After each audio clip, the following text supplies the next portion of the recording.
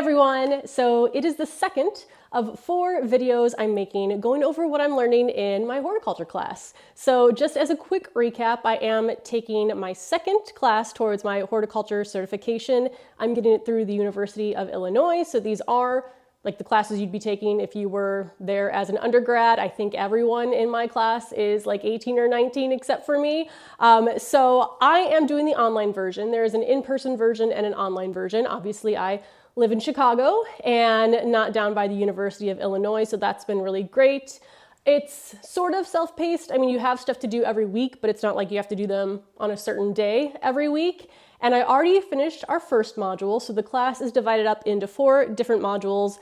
The first module focused on flowers that bloom in the fall, since that lined up with where we're at in the season.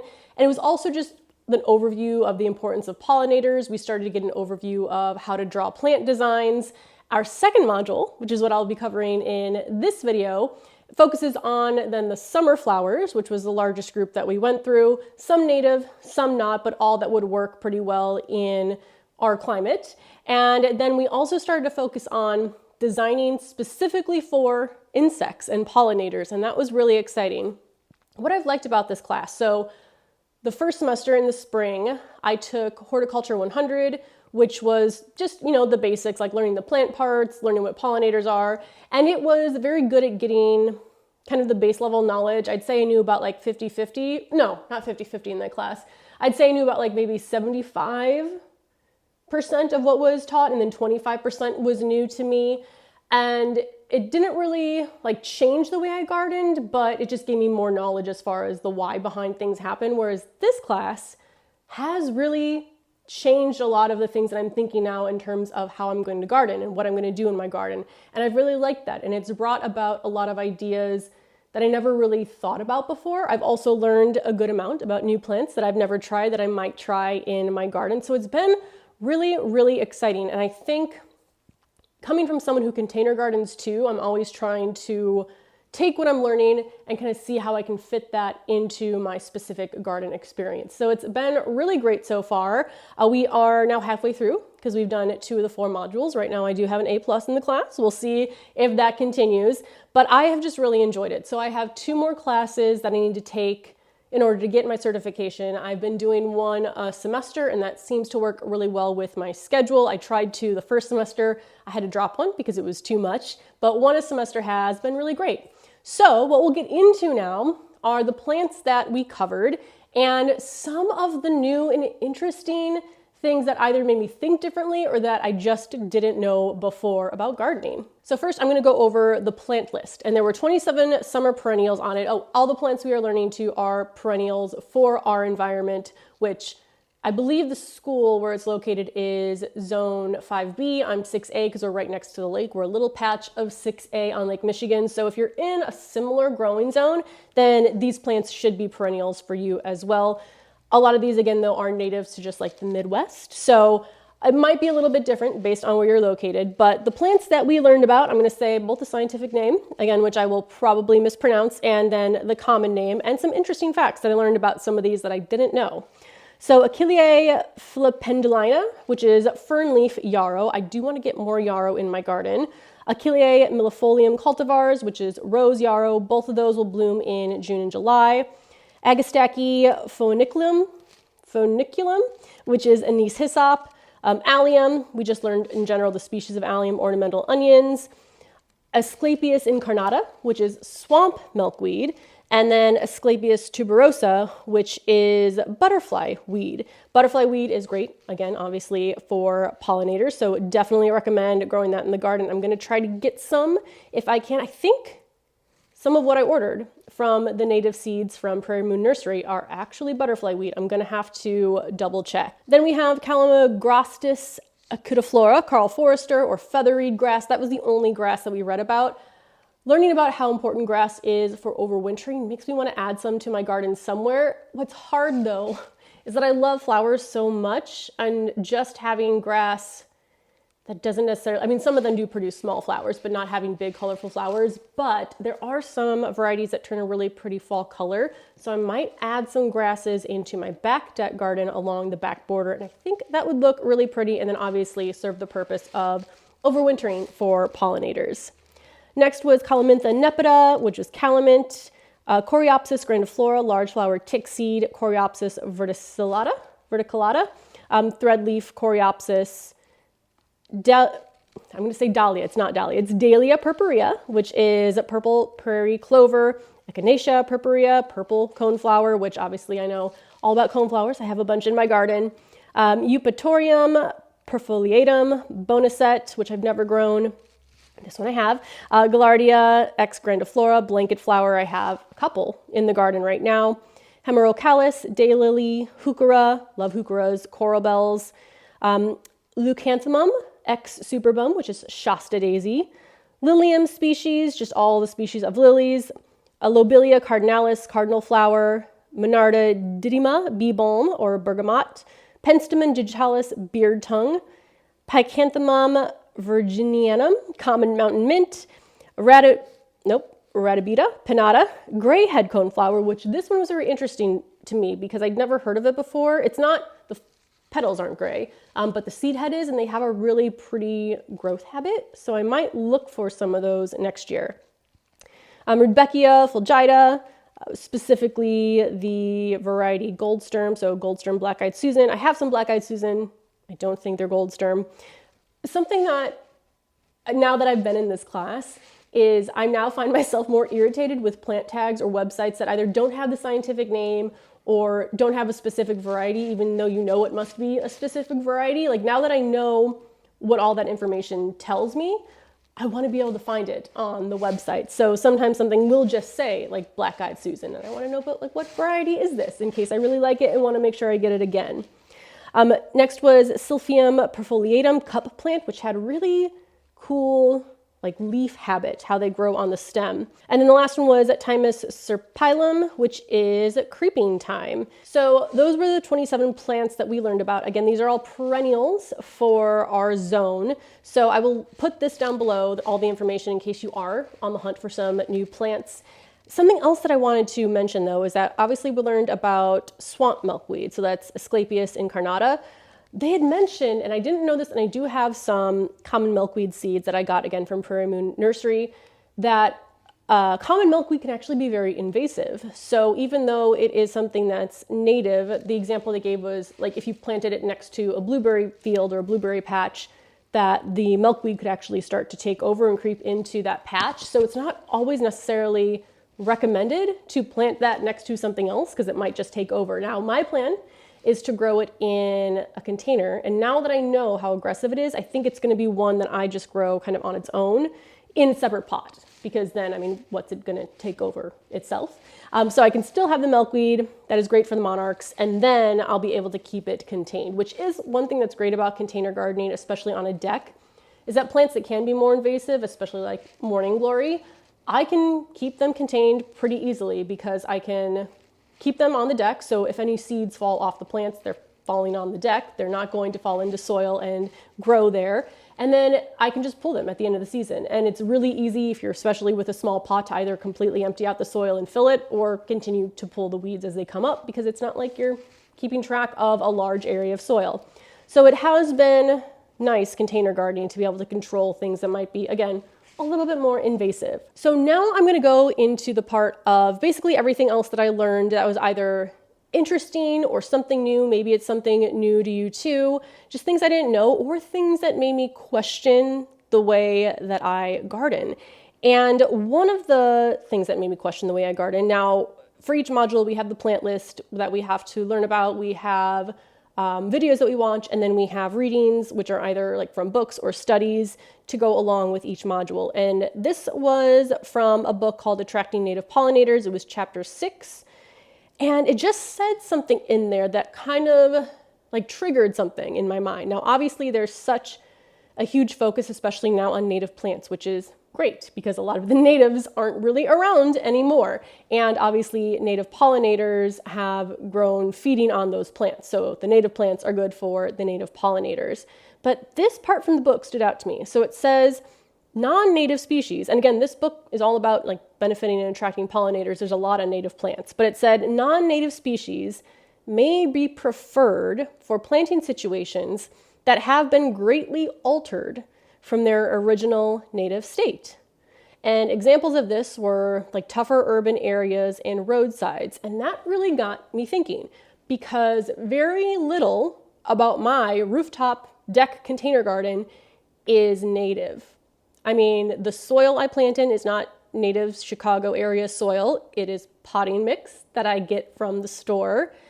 The container environment, growing in a container, is very different, especially here. The soil tends to retain moisture a lot more than when I plant things in the ground. So my environment isn't a native Chicago growing environment, which then made me think, are natives going to do that great in my garden? And I honestly don't know. So I obviously just made a video showing the native seed haul. I'm still planning to grow natives because, again, they're great for pollinators. But it got me thinking that it doesn't necessarily mean the natives that I got are going to love my growing environment, especially if I have any that are more drought tolerant or don't like a lot of moisture. And some of the natives tend to grow very large, and that's hard to do in containers. So I'm interested to see how these do. You know, a lot of dwarf varieties I don't think are necessarily available for natives, so I'm kind of just growing them and seeing what they do in my garden. But that really got me thinking, like, does my environment, my particular gardening environment, really cater to natives, or are there non-natives, like maybe other plants that do have dwarf varieties, that are better suited for my gardening environment? And I don't know, so we're going to see. I do obviously have a lot more natives that I plan to grow next year compared to this year. So I'm just gonna see how they do. But that was something I never really thought about before. I just assumed natives will love my gardening space because they're native to Chicago. But again, my garden is nothing like the natural environment of Chicago. So we'll see how it does. But that was just something I thought of. So I'm not going to like punish myself if the natives don't do as well, or some of the natives don't do as well, because maybe they just don't like growing in my rooftop deck container garden.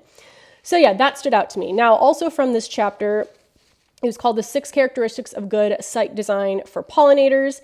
And I learned a lot from this chapter that I didn't really know before. So for example, the reason, and these are things that I've noticed in my garden but never known why. On sunnier days, I see a lot more pollinators than on cloudy days. Even if it is warm outside, I still notice the difference. So let's say it's 70 and sunny versus 70 and cloudy. I notice there are a lot more pollinators during the sunny days, and that is because many pollinators need the heat of the sun to warm their muscles to fly. I didn't know that. That was never something I really thought about. It was just I noticed, oh, hey, sun's out. I know the pollinators are going to be out. So that was just interesting to, again, realize the why behind some of the things I've been noticing in my garden. Also, pollinators need the sky to navigate, so keeping an area where you have flowers for pollinators open instead of, like, for example, under a bunch of trees is going to be helpful for them to navigate. Also, planting in clumps or groups of the same type of flower for at least 3 feet in diameter of an individual species are more attractive to pollinators than smaller clumps. So let's say I'm growing echinacea, you want to have enough to have a 3 feet diameter of that plant instead of like putting one here, one over here, and one over here, because that's going to be more attractive, because then the pollinators don't have to use as much energy to forage for their plants. So I'm definitely going to keep that in mind. I think that's something that, well, I was going to say that I'm not very good at, but then I think about, for example, I have a whole bed of gomphrena. I have like a whole bed of zinnias. So that is probably actually beneficial to the pollinators. Those aren't native plants, but they're seeing one clump of a certain type of plant, so they can go right there towards it, versus like on my back deck where I kind of had like a zinnia here, I had a cosmos here because it looked pretty. So that's something I'm definitely going to think about more next year in terms of where I'm placing things. And then even if I have like 3 pots with the same flowers in them, placing them all close together. So that was something I never knew before, but definitely makes sense. And then just sort of the last piece of information from this one particular reading that stood out was that, so a lot of this focus was on creating insectaries or areas for pollinators specifically. So like a rectangle that's planted with all flowers meant specifically to attract pollinators. And they recommended that an area like this, that grasses should not exceed more than 30% of it. Because again, even though grasses are beneficial for overwintering, habitat for over the winter, I guess not as much for the actual pollination, or it doesn't attract the pollinators in the same way. So incorporate grasses, but don't have them be over 30%. Now, I think I already covered this in the first module video, because I'm pretty sure that's where we learned it, or where I learned it, is that I never really thought of like pollinators being native versus non-native. A lot of bee species are native. Honeybees are not, though, and I see honeybees a lot, and they can tend to take over and forage areas and then kind of push out the native bees. But I did learn that most native bees will overwinter in dried stems of native grasses in the closest 12 inches to the ground. So let's say you have a grass that's grown 4 feet. If you want to cut it back for the winter, well, one, I think they recommend just not cutting it back at all. But if you want to cut it back, at least leave 12 inches, because that is most likely where the native bees are going to be overwintering. So if I do incorporate grass, my plan will be to leave it up just for winter interest and to help the bees. But if you are going to cut them down, leave the 12 inches at the bottom. I also learned about native bees that about a third of native bees are specialists, which means that they need a specific species of flower to feed on, and then those species also need to be available when they emerge. And I never really thought about, again, some bees being specialists and only liking certain species. I just assumed all bees like everything equally. But that is why it is important to have a very diverse landscape, so that if you do have those bees that only prefer certain species, that those species are available to them. Something else I learned, which kind of made me sad for all the bees I see in the garden, is that native bees only spend a short period of time as adults harvesting pollen and nectar. So most of the time, their eggs, they hatch their larvae, then they're only adults for a few weeks, like that's their lifespan, and then they die. So that made me really sad, thinking of, the bees that I'm seeing for the first ones in spring are not the same like bees that are coming back in the fall. So that was just something that I had no idea about, and just makes it even more important to have flowers available throughout the entire growing season, because if some of the bees emerge in, let's say, April or May, and they don't have any food source during those weeks, they're not going to be able to get pollen and nectar. And that reminds me, something else I learned, just the difference between what pollen provides for bees and what nectar provides. So pollen provides the proteins, fats, and nutrients. It's kind of similar to like us eating meat and vegetables. And then nectar provides the carbohydrates and sugar, which is what they use as fuel for flight. So yeah, pollen is more like the food that you ingest for nutrients, and then nectar is more of the energy that you use to actually be active. I had no idea what the different things did. Never really thought of it, but it's very interesting now to know. And then in general, I guess I just never really thought much about the nesting habits of native bees. Obviously with wasps, I see wasps' nests around, so I know the different types of wasp nests there. Honeybee hives, I'm familiar with those, but I never really thought about what native bees did, and most of them actually nest in ground over winter. I think it's about 70% nest in ground versus nesting in cavities of like plants, or for example, something like that.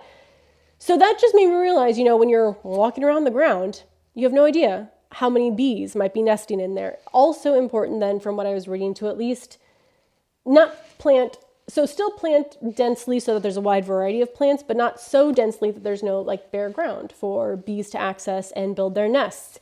Also made me think in my container garden, sometimes I leave out, my raised beds stay out with the soil in them. I wonder if anything's nesting in there, any bees. And then sometimes I'll leave out empty pots, but still full of soil that I use for insulation. And does that potentially provide some nesting habitat for bees? I'm not really sure. I don't know if they like to use the pots of soil I leave out or not, but something, again, I never really thought of. Next, we also learned more about both pollinators and beneficial insects. So pollinators are kind of in the category of beneficial insects, but not all beneficial insects are actually pollinators. So for example, if they are preying on a pest, they can be a beneficial insect, even if they're not actually pollinating anything. And some of these I was familiar with, some of them I wasn't. Again, we didn't learn about 100% of them, but these were the ones that kind of stood out to me as not realizing that they were potentially beneficial insects. The first one was dragonflies. Like, they're pretty, I want to attract them, but I didn't know everything that they ate. For example, They eat beetles. They eat bees, unfortunately. They eat ants, and they also can eat moths and wasps. I had no idea that was their habit. Ladybugs, I think most people do know about because they feed on aphids, but they also feed on scale, which is great because I've had some issues with that this past season, which I never really had before. They feed on spider mites, they feed on beetle larvae, and also eggs. So they're great not just for controlling aphids, but for controlling some other pests in the garden as well. And then some of the plants that it mentioned specifically to attract ladybugs include anise, baccharis, boltonia, boneset, chamomile, coriander, cosmos, daisies, dill, feverfew, goldenrod, heliopsis, laceflower, and yellow coneflower. And I can't remember if I mentioned this in the last video, but I feel like I need to add goldenrod to my garden because that just seems to have so many benefits. Like everything I was reading that was constantly mentioned as something that was really great in the garden. I feel like I'm losing my voice. Let me get some water. Okay, is that any better? I'm not used to talking this much. As someone who works from home, this is not normal. Another beneficial insect, which was a surprise to me, was lightning bugs, or as they called them, fireflies. Let me know down below if you called them lightning bugs or fireflies growing up. But these consume snails, slugs, had no idea, insect eggs and larvae, and also earthworms. So I just never thought about them as being predators or beneficial insects in the garden. For this one, it didn't say any particular flower was preferred to attract them, but having a diverse habitat is what is best. We spent a lot of time, though, focusing on the major groups of pollinating insects. Bees and wasps were the first group, and bees are even more of an important pollinator than wasps from everything that we learned. Second is flies. Third was butterflies and moths. And then 4 was beetles. And why it was so important is because, again, something I had no idea, but with the exception of a few species of wasps, only bees deliberately gather pollen to bring back to their nests. So a lot of the other pollinators are accidentally, like moving pollen around, whereas bees are specifically looking to gather pollen. And that's why they are such important pollinators and why most of the pollination is done by bees. They also exhibit a behavior called flower constancy, which I didn't know about before, which means that they repeatedly visit one plant species every time they forage. So when they go out for one foraging trip, they're visiting one species, which is great for pollination because if you're spreading pollination, it needs to be spread across the same species for pollination to actually occur. So that is why bees are such an important pollinator and why we obviously need to do whatever we can to protect them. And just again, to reiterate how important bees are, about 1/3 of our crops are pollinated by bees. So 1/3 of all of the crops depend on bees for pollination. So if they start to disappear, a lot of our plant species will disappear with them. And obviously, that'll have a negative impact on humans. So there was a lot in this module as well to make sure that we're understanding the connection, which I think as a gardener, you understand how important pollinators are to life itself.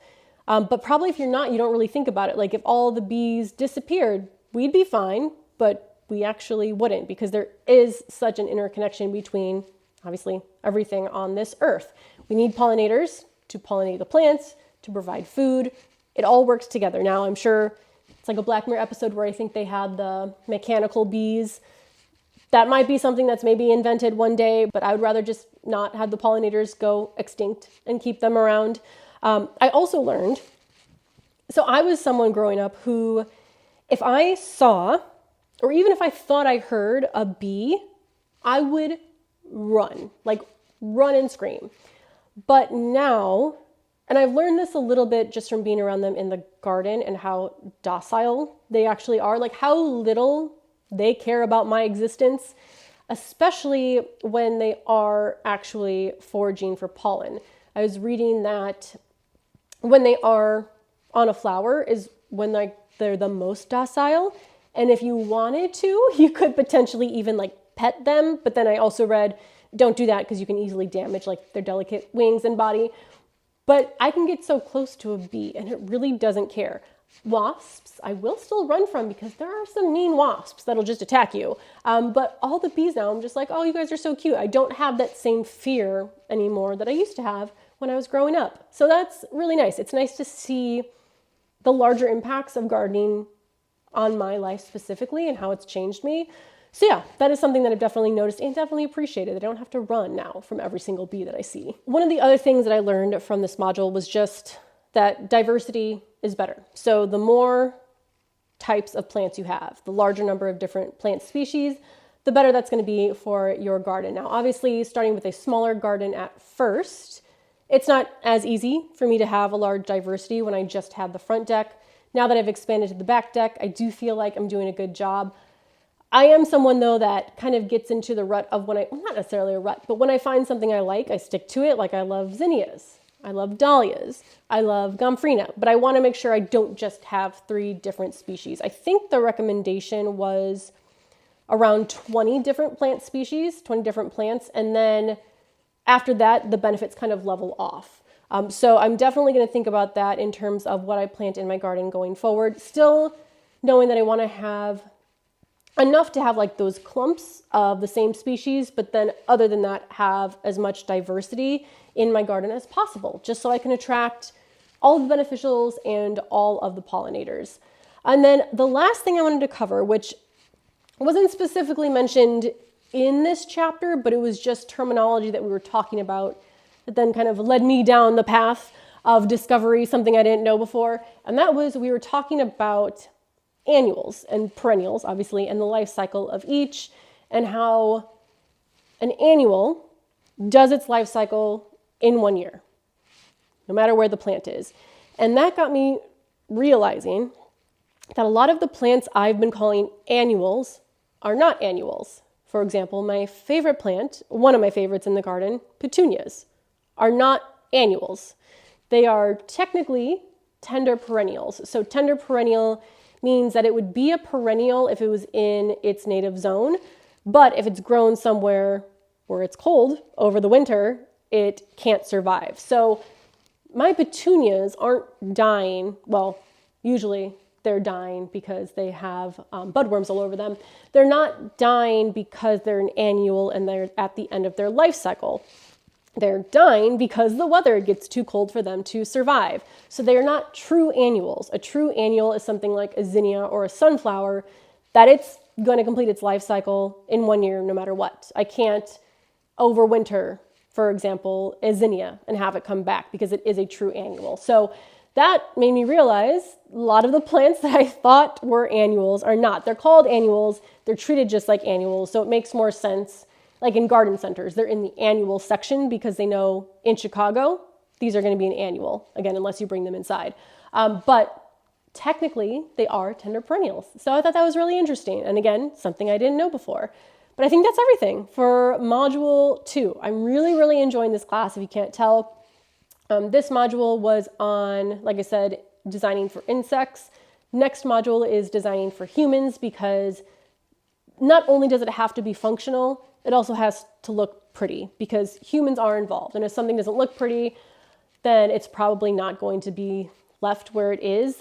It's similar to, like, I know a lot of people live in areas with HOAs, and I know that's a fight that's been happening is people plant native flowers instead of grass, and people say it looks like weeds, but then you're trying to explain the benefits. So trying to design in a way that benefits both the insects and humans, because we need to have both of those to be able to successfully expand the planting designs and kind of get away from just fields of grass. So yeah, that is everything from Module 2. I will have 2 more videos on this from this class. I think it's about every 4 weeks we're done with a module. Oh, let me show you my drawing. So part of this class is also learning how to draw planting designs. We have 3 designs that we are doing. The first one, I don't think I have with me, but it was just like taking a photo of an area that already exists and then drawing that area. The one that we did for this module was designing an insectary strip. So getting all the plants together for pollination, making sure that there was Flowers available from like March all the way through October/November. We also had to pick a specific plant that we were attracting pollinators for. So I picked a blueberry field, and then my design was the insectary strip for supporting the blueberry field. So drawing in pollinators, drawing in beneficial insects that feed on common blueberry pests, and I just wanted to show it off. I can't even get myself and it in there because I got graph paper that is 1-inch squares, and obviously you can see it's quite large, but it makes drawing so much easier than working on smaller graph paper. But this is my design. Is it that complex or difficult? No, but it looks really pretty. I'm proud of myself for drawing that. So different color coding for different plants. We have bulbs in there as well. And that's just been nice to think about too, because I definitely started gardening by just throwing things wherever, which is still fine.